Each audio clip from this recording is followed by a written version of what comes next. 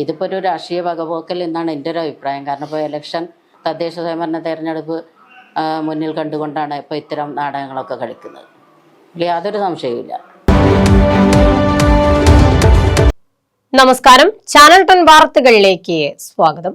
പാലൂർ കോട്ടയിലെ ചെങ്കൽ ഖനനത്തിനെതിരെ CPIM നടത്തിയ പ്രതിഷേധത്തിന് മറുപടിയുമായി പുഴയ്ക്കാട്രി പഞ്ചായത്ത് രംഗത്ത്.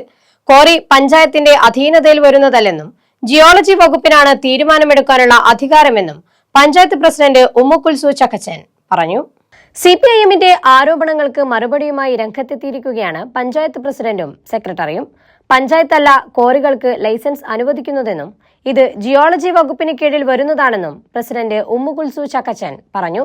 കോറിയുടെ പ്രവർത്തനം റദ്ദാക്കാൻ മുന്നിട്ടിറങ്ങേണ്ടത് ജനങ്ങളാണെന്നും കോറിക്കെതിരെ പഞ്ചായത്ത് നടത്തിയ ഇടപെടലുകൾ കണ്ടില്ലെന്ന് നടിക്കുന്ന CPIM തിരഞ്ഞെടുപ്പ് മുന്നിൽ കണ്ട് തികച്ചും രാഷ്ട്രീയപരമായ കളികളാണ് നടത്തുന്നതെന്നും അവർ കൂട്ടിച്ചേർത്തു. കോറി വിഷയപ്പതിന് മുന്നേ അവർ ഉന്നയിച്ചതാണ്. അന്ന് നമ്മളെടുത്തൊരു തീരുമാനം എന്ന് പറഞ്ഞാൽ നമുക്ക് ജനങ്ങളോടുള്ള ഒരു പ്രതിബദ്ധതയുണ്ടല്ലോ. അതിൻ്റെ അടിസ്ഥാനത്തിൽ നമ്മൾ ബോർഡ് തീരുമാനം എടുത്ത് ജില്ലാ കലക്ടർക്ക് ഒരു ലെറ്റർ കൊടുത്ത് സ്റ്റേ ഓർഡറൊക്കെ വാങ്ങിച്ചതായിരുന്നു. ആ സ്റ്റേ ഓർഡർ വെക്കേറ്റ് ചെയ്ത് വീണ്ടും ഒരു പ്രവർത്തനം ആരംഭിച്ചു. നമുക്കറിയാമല്ലോ, നമ്മളുടെ പഞ്ചായത്തല്ല ഇതിന് ലൈസൻസ് കൊടുക്കേണ്ടത്. ശരിക്കും ഇതിന് ജിയോളജി വകുപ്പെന്നും പിന്നെ പാരിസ്ഥിതിക വകുപ്പെന്നുമാണ്. അവരാണ് ഇതിൻ്റെ ശരിക്ക് ലൈസൻസ് കൊടുക്കുന്നതും പ്രവർത്തനം നടത്തുന്നതും. ഇതുമായി ബന്ധപ്പെട്ട് പഞ്ചായത്തിലേക്ക് അവർ മാർച്ച് നടത്തി എന്ന് പറഞ്ഞാൽ പഞ്ചായത്ത് ഭരണസമിതി അല്ലല്ലോ ഇതിന് മുൻകൈ എടുക്കേണ്ടത്. നാട്ടുകാരെല്ലാവരും ഒന്നിച്ചെടുക്കേണ്ട. CPIMും മറ്റു രാഷ്ട്രീയ പാർട്ടികളെല്ലാവരും ഒരുമിച്ച് നിന്നുകൊണ്ടാണ് അതിന് മുൻകൈ എടുക്കുന്നത്. എന്നിട്ട് പോലും പഞ്ചായത്ത് ഭരണസമിതി എടുത്തൊരു തീരുമാനത്തിൻ്റെ പേരിലാണ് ഇത്രയും കാലം അത് പ്രവർത്തിക്കാതെ, കുറച്ചാലെങ്കിലും പ്രവർത്തിക്കാതെ നിന്നത്. വീണ്ടും അത് വന്നിട്ടുണ്ടെങ്കിൽ ശരിക്കും ഇവർ സമരം ചെയ്യേണ്ടത് മുഖ്യമന്ത്രിയുടെ അടുത്ത് പോയിട്ടാണ്. മുഖ്യമന്ത്രി ആണ് ഇതിൻ്റെയൊക്കെ തലപ്പത്തിരിക്കുന്ന ആൾ. അവരത് സ്റ്റോപ്പ് ചെയ്യുകയാണെന്നുണ്ടെങ്കിൽ തീർച്ചയായിട്ടും ഇന്നതോടെ നടത്തില്ല എന്ന് നമുക്കറിയാം.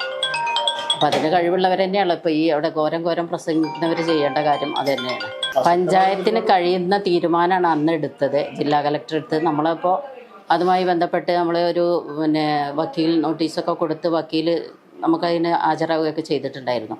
ആ സ്റ്റേ ഓർഡറാണ് അവർ പിൻവലിച്ചിട്ട് വീണ്ടും തുടങ്ങിയത്. അപ്പോൾ വീണ്ടും നമ്മൾ ഹൈക്കോർട്ടിലേക്ക് പോകാനുള്ള തീരുമാനം എടുക്കാൻ വേണ്ടിയിട്ട് ഞങ്ങൾ വക്കീലുമായി സംസാരിച്ചിട്ടുണ്ട്.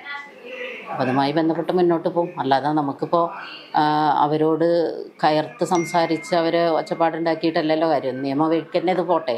നിയമത്തിൻ്റെ വഴിയിലൂടെ പോകുമ്പോഴല്ലേ അതിന് തക്കതായ ഒരു തീരുമാനത്തിലെത്താൻ കഴിയുള്ളൂ.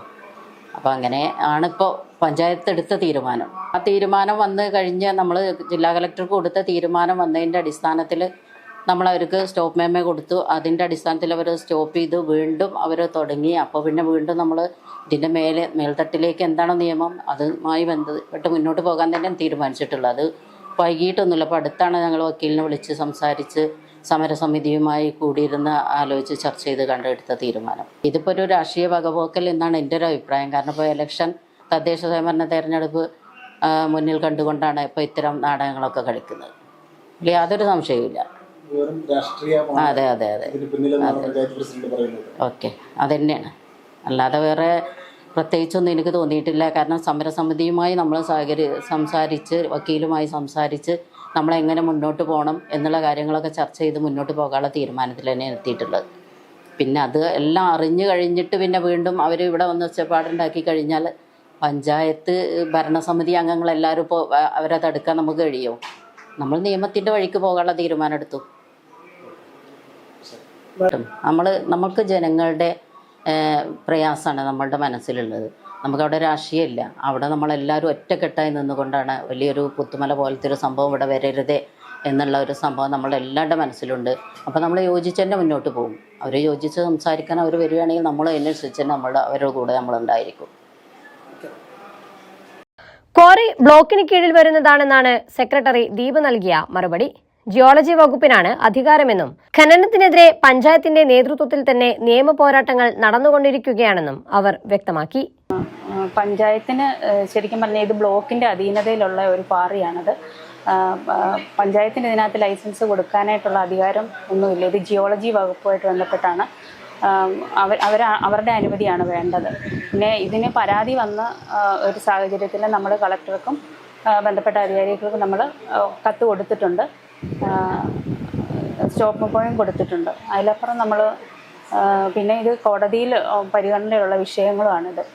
അപ്പോൾ അതിന് കഴിഞ്ഞൊരു ദിവസം ഈ സമരസമിതി അംഗങ്ങൾ ഇവിടെ വരികയും അപ്പം നമ്മുടെ പഞ്ചായത്തിൻ്റെ ഒരു അഡ്വക്കേറ്റ് ഇവിടെ വന്ന് അതേക്കുറിച്ച് അവരോട് വിശദീകരിക്കുകയും ചെയ്യുകയും ചെയ്തിട്ടുള്ളതാണ്. നമുക്ക് ശരിക്കും പഞ്ചായത്തിന് ഇതിനകത്ത് ലൈസൻസ് കൊടുക്കാനായിട്ട് ഇതിൽ പറയുന്നില്ല. അതിനുള്ള അധികാരം ഇപ്പം നമുക്കില്ല. മഴ ശക്തമായാൽ ഏതു നിമിഷവും ഉരുൾപൊട്ടൽ ഉൾപ്പെടെയുള്ള കാലാവസ്ഥാ വ്യതിയാനങ്ങൾ സംഭവിച്ചേക്കാവുന്ന തരത്തിലുള്ളതാണ് നമ്മുടെ ഭൂപ്രകൃതി. ജനങ്ങളുടെ ജീവന് ഭീഷണിയാകുന്ന ഇത്തരം പ്രവർത്തനങ്ങൾക്ക് തടയിടാൻ ജനപ്രതിനിധികൾ ഉണർന്നു പ്രവർത്തിച്ചേ മതിയാകൂ. ചാനൽ 10 പെരിന്തൽമണ്ണ.